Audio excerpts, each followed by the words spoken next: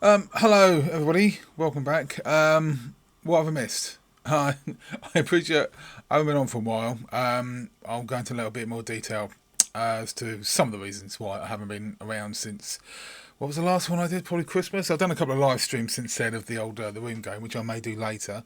So if you're watching this, it'll be probably after the live stream.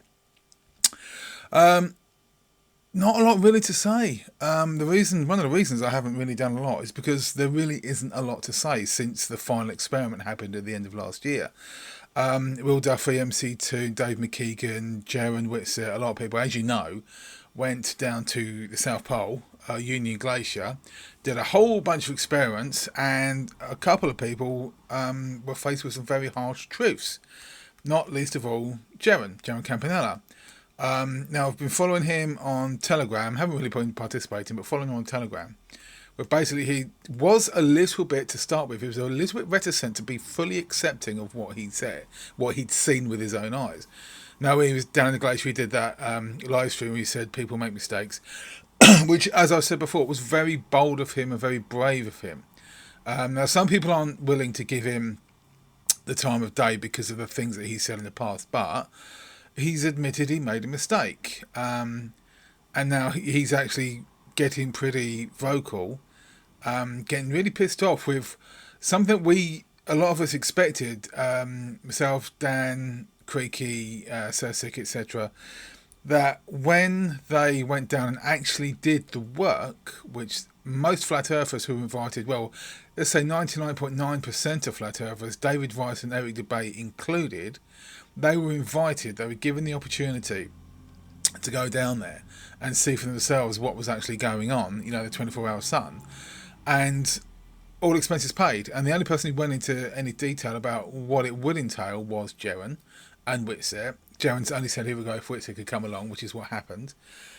And with the I had this fanciful notion in my head. Why not me? Why didn't they invite me? Apart from the fact I'm an amazingly small fry, I'm massively insignificant when it comes to the grander scheme of the flat Earth debate. The experiments that Dave McKeegan and MC2 and everybody did absolutely blew me away. I mean, Dave McKeegan, obviously, he's a professional photographer. He's got the know-how and the equipment to back up what he could do experiments for, like the drones and the 24-hour sun with his tripod, special tripod. Um, yeah, it couldn't have been a better candidate to go. So well done to Dave, well done to MC2, and then everyone else that went there. Critical Think, I think, a couple of other guys. And the backlash since, to go back on track slightly, the backlash since that's been levelled towards Jaron. Whitsitt hasn't been able to handle it as well, I think, which is why he's basically, as far as I know, he's still parroting the same narrative. Well, it's partially the same narrative because obviously he has seen things for himself and he can't say the same things he's been saying in the past. But Jeremy, on the other hand, has fully come out now because of the abuse he's been getting and the personal attacks he's been receiving, has come out and said the flat Earth doesn't exist. You cannot say the things you're saying if you believe in a flat Earth when he has seen for us. And then, of course, he's a shield. He's been paid off. And Eric DeBay was making pathetic excuses about them being in the Amazon studio where they filmed the Mandalorian, etc. Yeah, one thing about those those studios, those 360 real-time studios, is they have ceilings. Once you go up, once you pan up, there's only so far those screens go. They do not go on ad infinitum. And if you saw the drone footage that Dave McKeegan shot, there is no wall, there was no studio, there was no roof. It was a pathetic, desperate attempt by Eric DeBay. However, because Eric DeBay is Nazi God, everybody just parroted the usual suspect included, just parroted and repeated everything he said in studios, including this thing about Whitsit vaping, Vapegate. There's one person in particular that went absolutely nuts and made an entire slew of videos. I'll give you two guesses, but you'll only need one. Vapegate, something about you couldn't see his breath, and when you could see their breath, it was because he'd been vaping and it wasn't actually his actual breath. No. Dave McKeegan, again, it's all to do with relative humidity in the air at the South Pole and the fact that when you're in bright sunshine, you can't see your breath. But MC Toon and Dave McKeegan have demonstrated quite quite prolifically that it was just the way things were at the time, and when they went into certain situations, like in the shadow of one of the huts they had there, you could indeed see their breath.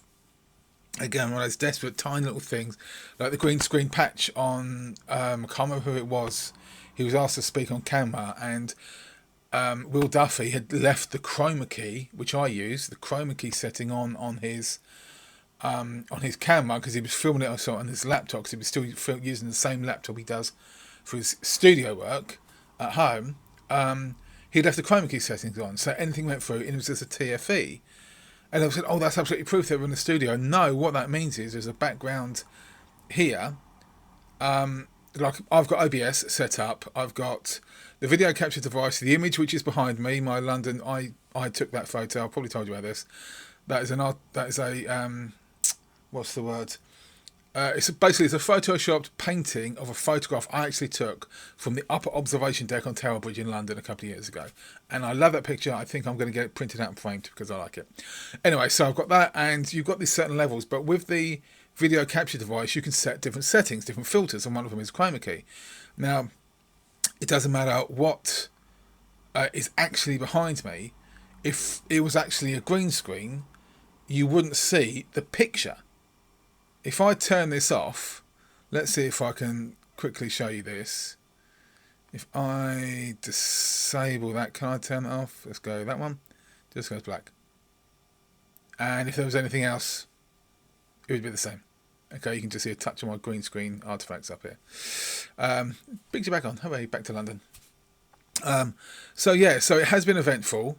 But the reason I haven't really done anything about the final experiment is because I'm vastly unqualified in this regard to say anything that you don't already know, that you haven't been told by the absolute tippity top experts to talk to you about it, those being Dave McKeegan, Will Duffy, MC Toon, Critical Think, and all the other guys, including Journalism. Journalism now, like I say, on his Telegram channel is fully on the offensive, saying you can talk shit about me as much as you like, it doesn't matter, I've seen it with my own eyes. You can call me a shield, makes no difference. But it's when they do get cultish, he now realises how much of a cult it is, especially when you've got wannabe cult leader Eric Dubay leading the charge, who is a Nazi and who must be absolutely loving what's going on in America right now with Donald Trump. I was going to do another video about Donald Trump, but there is just so much.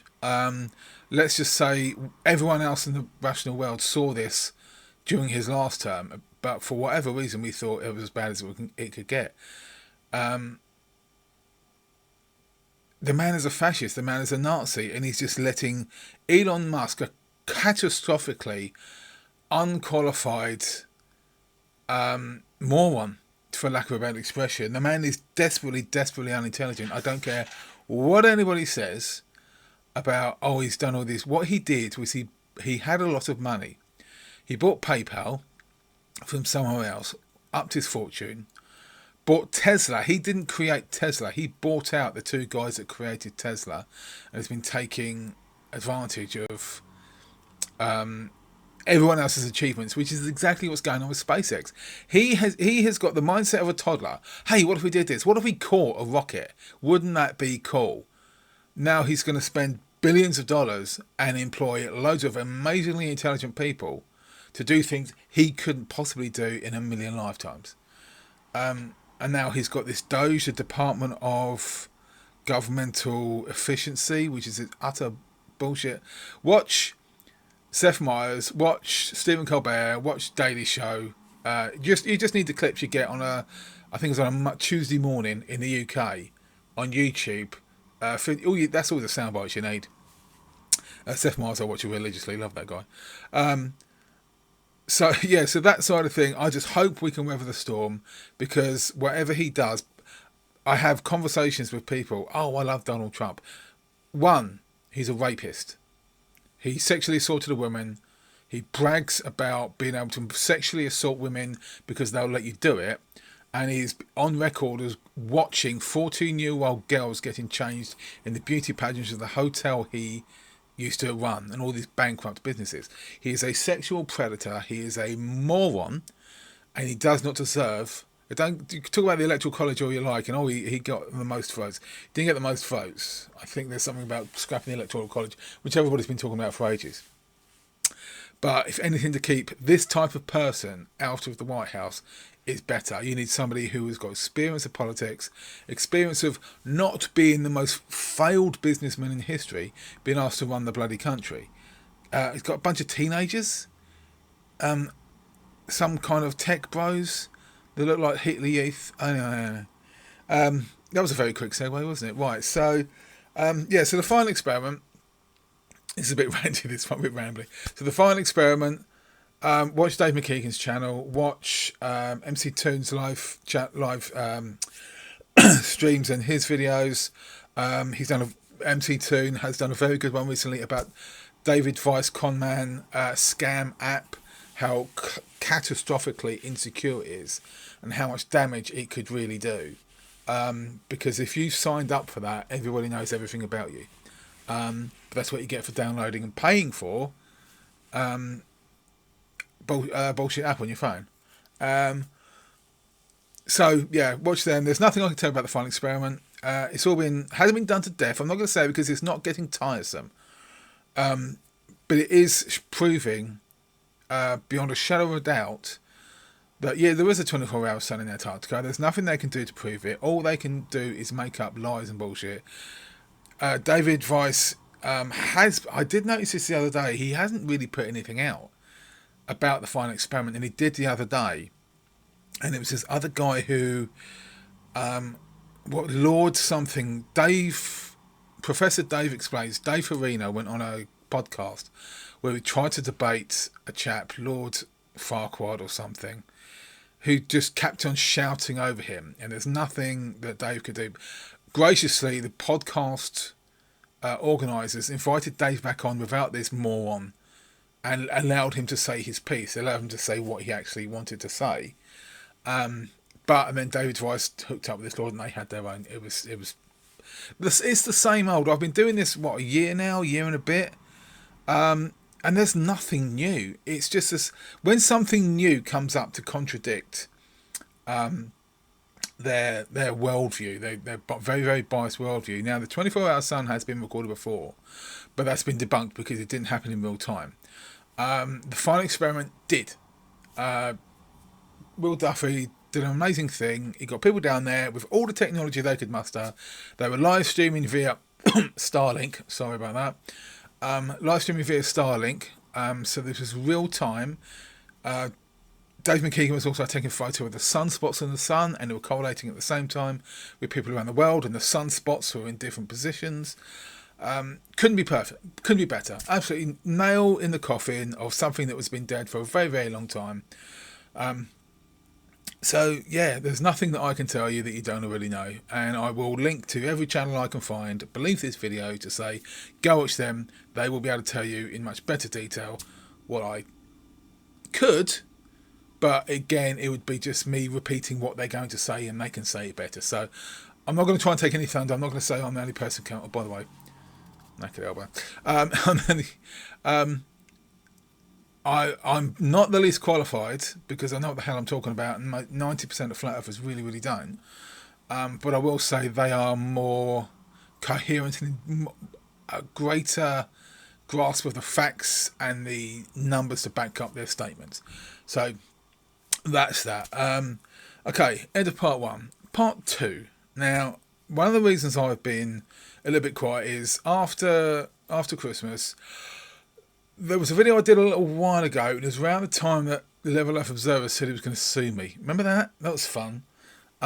He said that he was going to sue me because, well, I was trying to figure out why, and the best I could come up with was either I was drawing attention to the fact that he's a crane operator who's a flat earther, or is a demonstrable realist. Now, if memory serves, what I said was that the one video, because I work in the building industry, and I'm not a builder, I'm in the different tangent of the building industry. But I am still in position to talk to builders and customers and what have you. And I asked a very vague question, non-specific, basically saying if you had somebody who was operating heavy machinery, would you trust them to carry on, with the grasp of physics and everything? Because I've got training qualifications coming out of my ears, and I sit at a desk all day. But I am qualified to do several things. But a lot of the things that I am trained in involve basic physics. And if you were, so to go back to the point, if you were to employ somebody and you later found out that they were flat earth and they held these massively contradictory views, let's just say, for example, you were a crane operator and you had to counteract gravity and you apply all kinds of physics, momentum, etc. in your daily work, would you feel comfortable knowing that they were flat earther who held those views, or demonstrable realist? No, sorry. Let's get it specific. I did not say demonstrable realist. I just said flat earther. Now that's the first caveat, because Leo is not a flat earther. He's a demonstrable realist, and I never said that.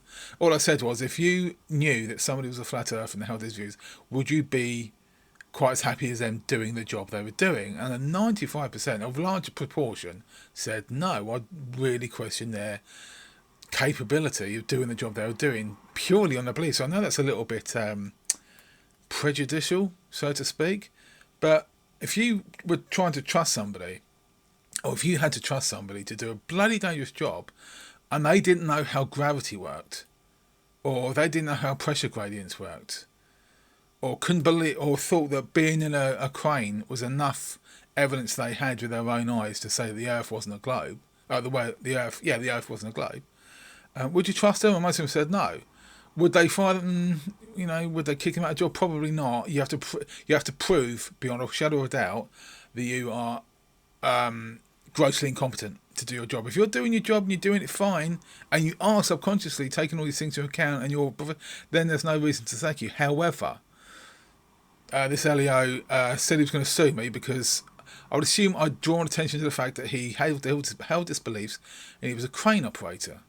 But there's one important thing that he overlooked himself. Now, what makes more sense to someone using logic here? Am I driving this crane on top of a cannonball that's doing 500,000 miles an hour, flying through space, whilst I'm spinning and wobbling and oscillating? Or do you think I might be on a non-rotating Earth, which isn't moving anywhere, thankfully? What do you think here?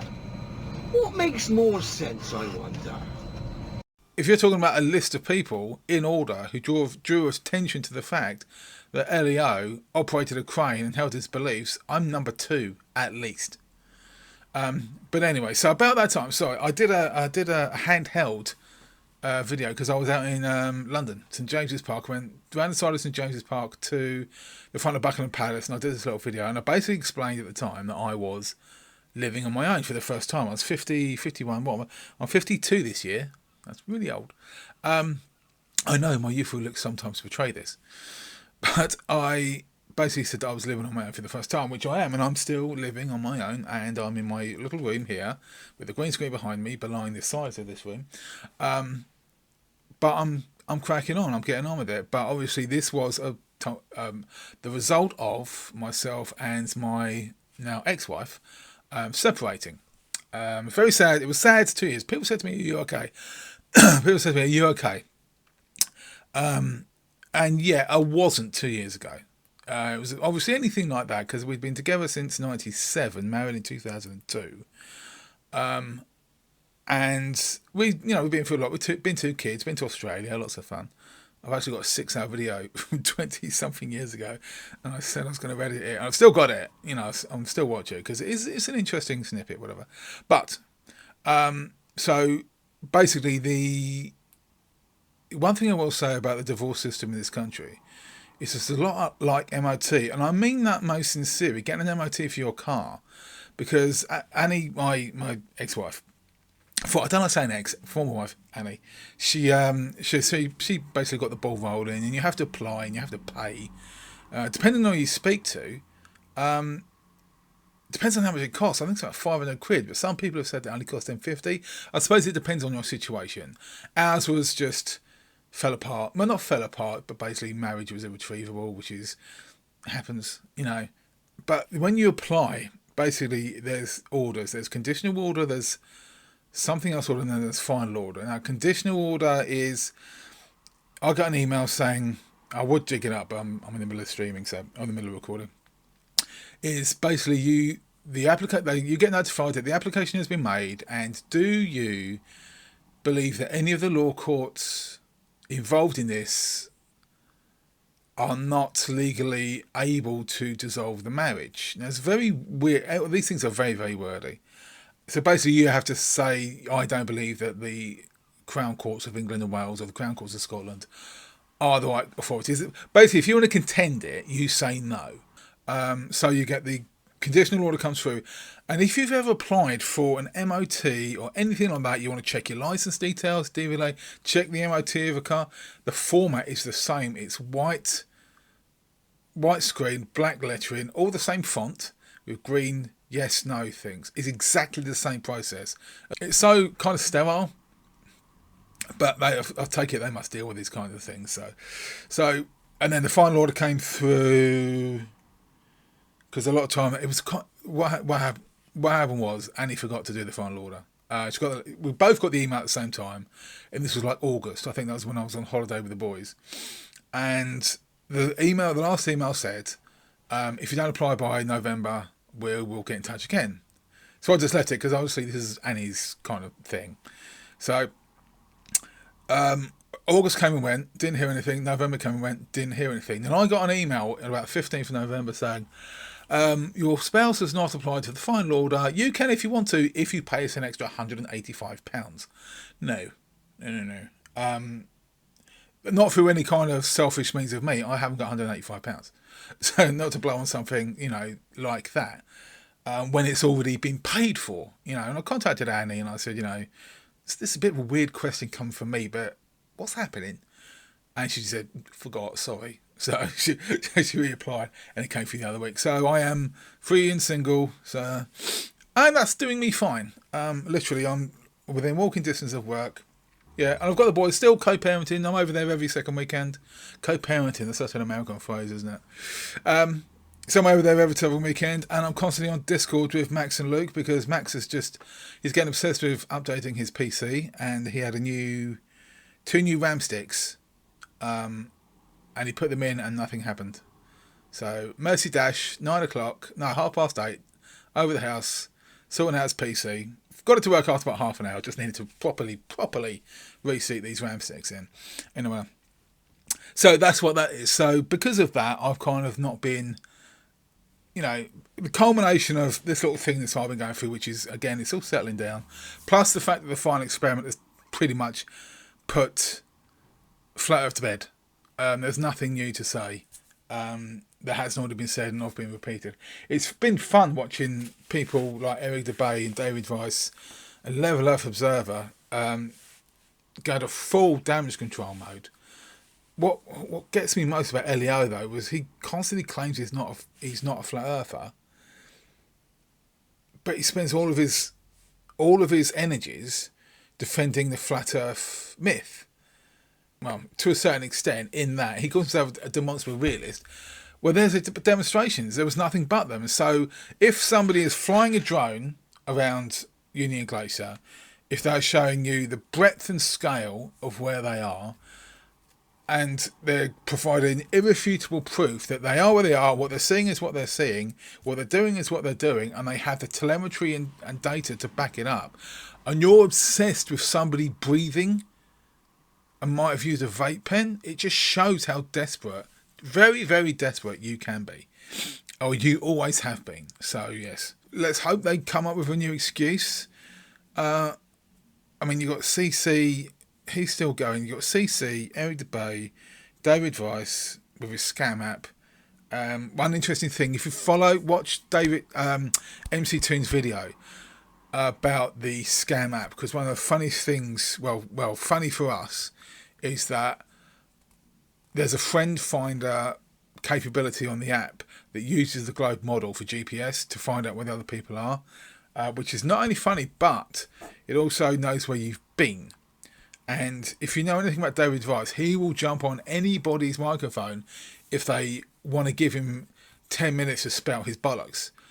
But that means he's taking his app with him to the location. So everybody, if you know how to exploit all of this data, one, you know where Alex Jones lives, and two, you know where Roseanne Barr lives. Make of that what you will. Do with that information what you want to. No, I never bloody want to. Horrible one. Anyway, so yes, that will do. So final experiment done, kills flat Earth, but let's see what they carry on with. So now it's just basically all eyes on America at the moment. Let's see if the 26th amendment, or was it the 14th? The amendment that allows them to kick out a president because he's mentally incompetent. And if anybody wants to prove that Donald Trump is mentally incompetent, your chance was 8 years ago. So let's give it another go, shall we, before he completely destroys every single economy on the planet except him and Russia. Right, there you go. I think that'll do for this one. Really wasn't sure about putting this video together because, as I say, I haven't really got anything to talk about apart from, the personal stuff and the final experiment, which has got so many spokespeople, or spokespersons, spokespeople, I suppose that's the proper phrase, to tell you everything you need to know about it. That you don't really need me giving him my 2 cents when all I'd be doing is parroting what everyone else has already said. So yes. So if there's anything, I don't want to do this, but if there's anything you want me to have a look at, because I'm scratching in the dirt to be absolutely truthful, I might do get a bit more live stream gaming going. But as for this side of the thing, there's nothing more to say. It's dead in the water. That'll do. Thanks very much for watching. I'll try to get something out. I just got to find something to do. Go watch Emma Thorne. She's a lot of fun. She had a haircut as well. See you later. Bye-bye.